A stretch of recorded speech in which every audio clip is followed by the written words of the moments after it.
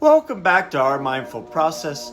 My name is Craig, and we will continue reading from Maintain, the second book in the series, A Human's Guide to Inner Compassion. Copyright 2025 by Craig A. Burns.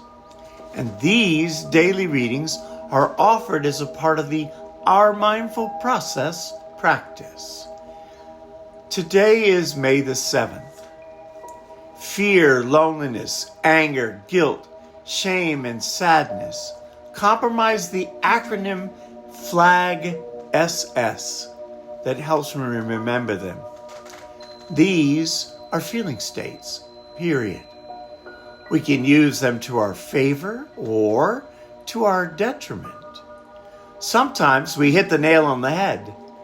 Other times we fumble and have false starts. We can, in the mode of mindfulness meditation, begin to become the observer of our own emotions and then allow them to teach us new lessons about living life more openly. Good fear keeps us safe.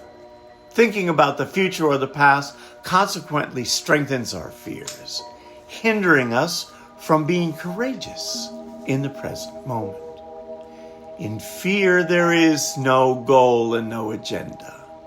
But we can use fear as a way to learn something about ourselves. It's new.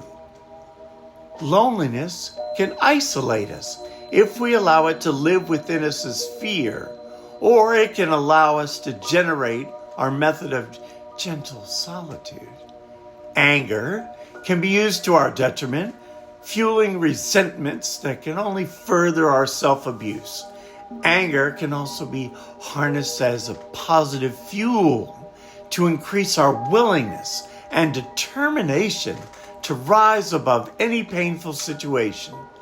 Instead of raising our blood pressure, increasing our physical symptoms and ailments, we can use anger as a means to push ourselves into changing the things that we can change.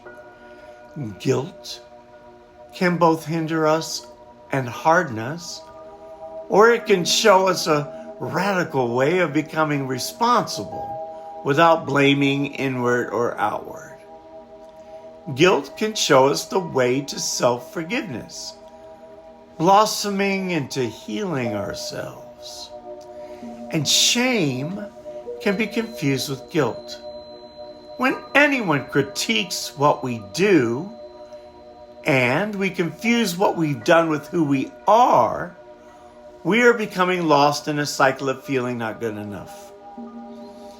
Those around us can fill us with their disdain and disgust, and ultimately, we can allow those negative feelings inside ourselves.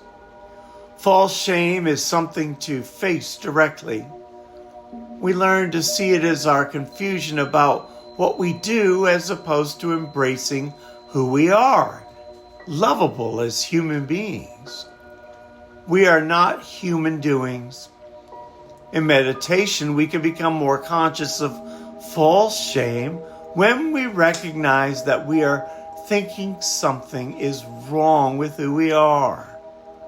Then, we can return to the present moment and consider our humanness in the peace of unconditional self-love. Sadness can cripple us. It can be added to any feeling state and color every single thing that we think or do. It can lead us into depression and isolation, and sadness as a pure emotion, once faced honestly, can bring us to the root and the seeds of compassion. Deep loss faced with an open, spacious heart brings us to the wisdom of where to find kindness, joy, and balance within. Without thinking of the future or the past, sadness moves us to the healing waters of compassion. It does not depend on any outside calamity or success. At the base of all primal emotions lies sadness. It is the pit from which we cannot think our way out. When we have reached the bottom and surrender from sadness, it can start the magic. The bottom from deep remorse. The physical, emotional, and spiritual meet to find a solution that has nothing to do with thinking. True joy is found through experiencing sadness. It allows a point of no thought to create a new heaven and a new earth within us. When we add space to the experience of sadness, we find the point from which compassion rises, healing us from the inside out. Unconditional love is there for the asking. This is the big bang in our own personal universe that helps us to connect to everything and everyone around us. It is a sign of true maturity to explore this place of peace as a way of living and expressing everything we do. We start with ourselves.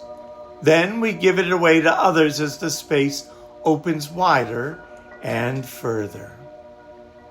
When I experience deep shame, these deep feelings, I can spend all day ruminating about them, but that only increases my fear and loneliness and anger and guilt or shame. It is when I allow sadness to well up inside me, giving it the space of meditation, empty of thought, that I can start to feel what compassion really feels like.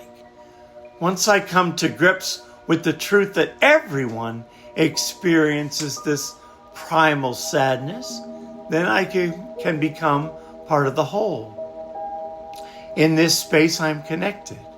I'm starting to understand that I can think my way into bitterness and confusion, or I can continue to watch as I feel sadness, allowing compassion, kindness, joy, and balance to rise up from the ocean floor of whatever I feel in the present moment. In this moment, I can send that compassion out from within.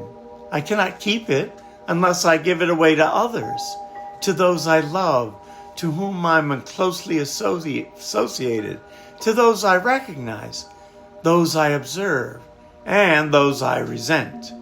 I put all of them together in one large, vast experience that has no name and no thought. In my meditation and prayerful space, I realize that when I suffer and struggle to understand, God does for me what I cannot do for myself. I begin again. What helps you when you are overwhelmed with feelings? Write about your experience in your journal. As always, we appreciate you coming to practice with us. If you're interested in purchasing our book series, you can go to www.ourmindfulprocess.com. We also carry vinyl and embroidered t-shirts to support the marketing of our brand. If you're following us on our TikTok and YouTube channel, please feel free to like us and subscribe. And then share this with someone else. Mindfulness is a process that can change our lives. It is always my pleasure to service my community, and I thank you. As a side note, if you're not sure of the process to practice, please go to January 1st on our channel and look at the first video on how the process of mindfulness works. From there, 1, read the reading for the day. For the first 35 days, it is on the instruction of mindfulness itself. And number 2, sit with this process and meditation, starting with 5 minutes and moving up to 40 minutes over 35 days, adding 1 minute a day. It's that simple. And number 3, at some point in time, please feel free to journal about your experience of the reading and the practice for that day. Have a mindful day, folks.